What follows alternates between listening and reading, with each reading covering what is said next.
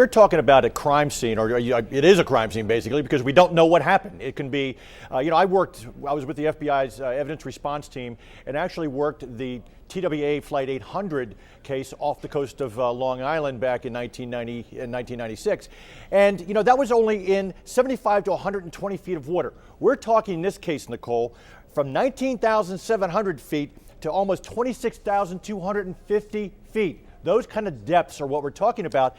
And you're talking also basically about an underwater mountain range over a 77,000 square mile area. Now, the pieces they have so far, one of the things they can do to rule out sabotage is to take some swabbings, to see if there's any explosive residue on these pieces that they're finding so far. Also, take a look at the bodies that are coming up. It's a very, very gruesome and arduous task. But what they're going to have to do is they're going to have to take a look at mechanism of injuries. How did these people die? Because many crashes that we have, sometimes there's no trauma to the body. It was the basically just died of internal injuries from the amount of G-forces that they pulled before they hit the water.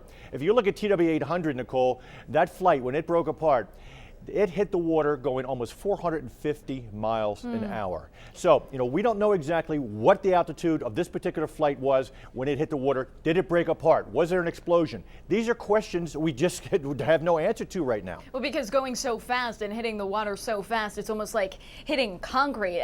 Right. Essentially, we've been reporting that everything disintegrates. So was there anything from working on the TWA investigation that can be taken, any lessons learned that could be applied here, do you think, to these investigators? Well, the divers, the Navy divers and law enforcement divers that worked that case, they had basically a flat bottom to work with. This presents so many problems because it's basically like an underwater mountain range. Now, the U.S. Navy is coming to the assistance of the Brazilian Navy. They're bringing in two highly sophisticated machines that they can tow behind a boat that hopefully will pick up the pings from the flight data recorder and the cockpit voice recorder, because they only have an operating window of about 30 days. Now, this crash happened May 31st, so they've got about 30 days, and that's how long the batteries last. Why? Because that's just, hopefully you would think that you could find something within that amount of time. But because of the conditions that this wreckage is in, they may not find it. Now, hopefully they will, because if they really need to get these two to find out, exactly what happened. They have some data. They have about 24 points of data that was sent back to Air France. But there's a lot. You want to hear what's going on in the cockpit. Was there an explosion? Was there not? And a lot of other things that went on with the plane. Why did it do this? Why did it do what it did? Some people are looking at the pitot tubes.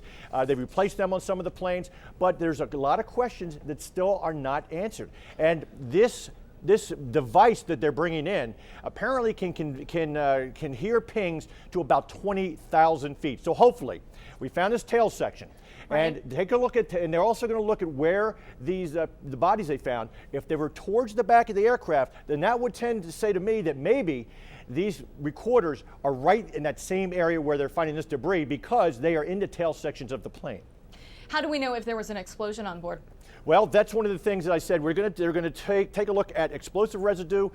Metallurgists will take a look at metal, because if there was an explosion on board, superheated gases will make almost like little pinprick holes, and you'll see oxidation. You'll also look at the bodies in other parts of the plane to see if there was a thermal event. Was there any kind of fire? These are things they're all going to take a look at, and as well as the passenger manifest, because again, to rule out sabotage, they're going to look at every passenger on this plane. Was this a direct flight? Did they transfer from another flight? Do they have any organization? Were they members of any organization? Wow. Any extremists?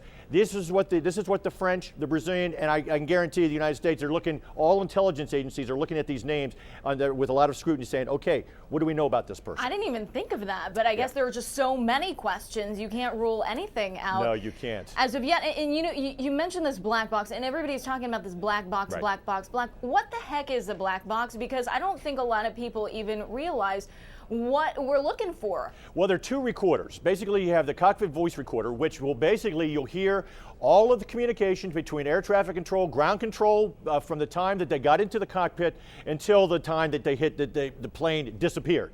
And then on the other one, you have all the data. It'll tell you the positions of all the instruments. It'll tell you everything about what was going on in the workings of the plane. And again, so this is what this is what the key is, I think, to this whole investigation, is what is in these two black boxes.